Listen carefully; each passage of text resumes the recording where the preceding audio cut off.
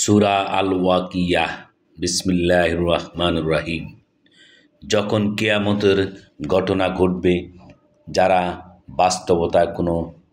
বাস্তবতায় কোনো সংশয় নেই, এটা নিচু করে দেবে, সমুন্নত করে দেবে।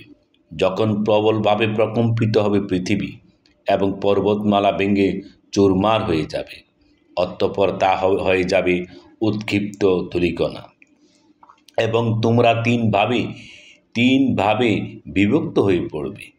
যারা ডান দিকে কত ভাগ্যবান তারা, এবং যারা বাম দিকে কত হতভাগা তারা।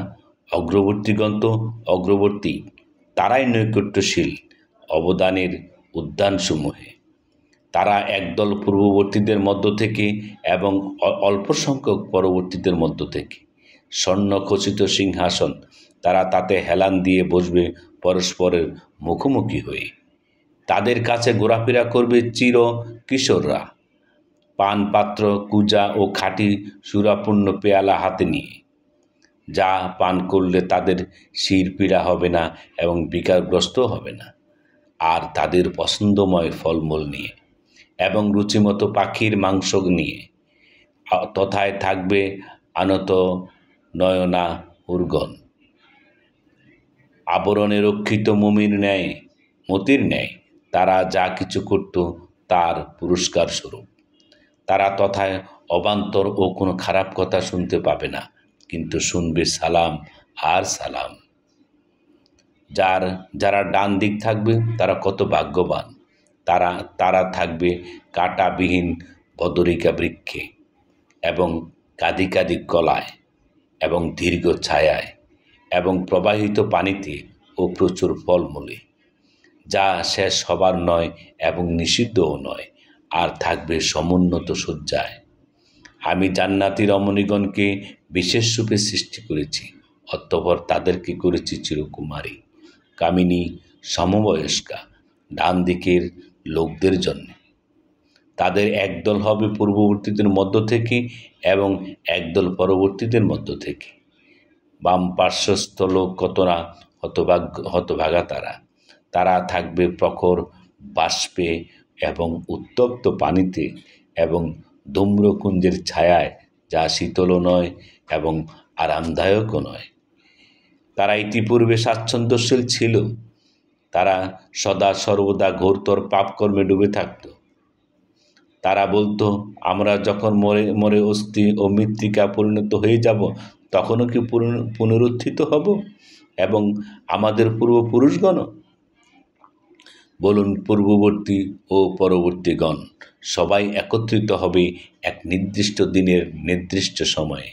অতঃপর হে প্রতরভ্রষ্ট মিথ্যারোপকারীগণ, তোমরা অবশ্যই ভক্ষণ করবে যাক্কুম বৃক্ষ থেকে।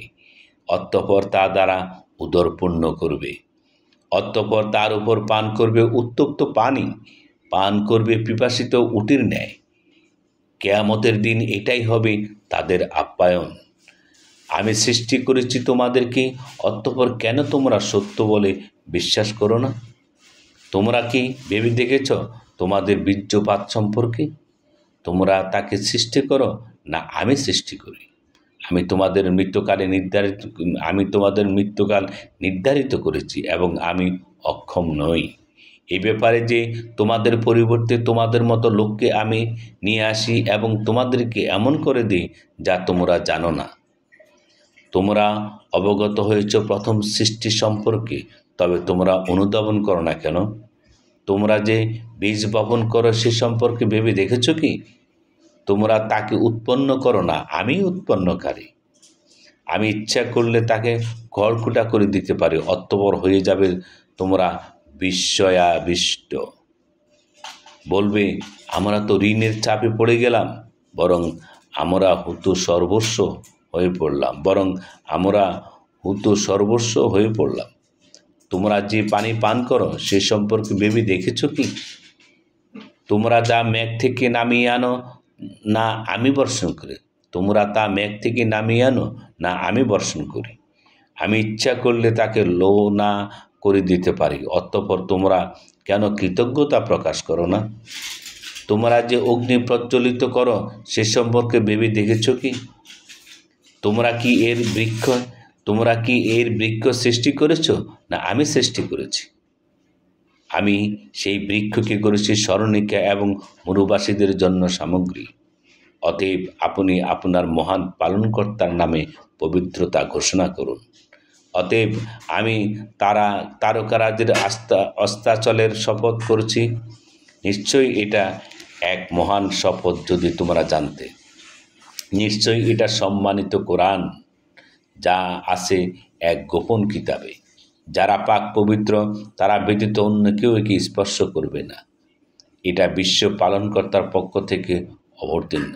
তবুও কি তোমরা এই বাণীর প্রতি শৈথিল্য প্রদর্শন করবে এবং একে মিথ্যা বলাকেই তোমরা তোমাদের ভূমিকায় পরিণত করবে? অতঃপর যখন কারো প্রাণ কণ্ঠাগত হয় এবং তোমরা তাকিয়ে থাকো, তখন আমি তোমাদের অপেক্ষা তার অধিক নিকটে থাকি, কিন্তু তোমরা দেখো না। যদি তোমাদের হিসাব কিতাব নাই হওয়াই ঠিক হয়, তবে তোমরা এই আত্মাকে ফিরাও না কেন? যদি তোমরা সত্যবাদী হও, যদি সে নৈকট্যশীলদের একজন হয়, তবে তার জন্য আছে সুখ, উত্তম রিজিক এবং নেয়ামতের ভরা উদ্যান। আর যদি সে উদ্যান পার্শ্বস্থদের একজন হয়, তবে তাকে বলা হবে, তোমার জন্য ডান পার্শ্বস্থদের পক্ষ থেকে সালাম। আর যদি সে পথভ্রষ্ট মিথ্যারোপকারীদের একজন হয়, তবে তার আপ্যায়ন হবে উত্তপ্ত পানি দ্বারা এবং সে নিক্ষিপ্ত হবে অগ্নিতে। এটা ধ্রুব সত্য। অতএব আপনি আপনার মহান পালনকর্তার নামে পবিত্রতা ঘোষণা করুন।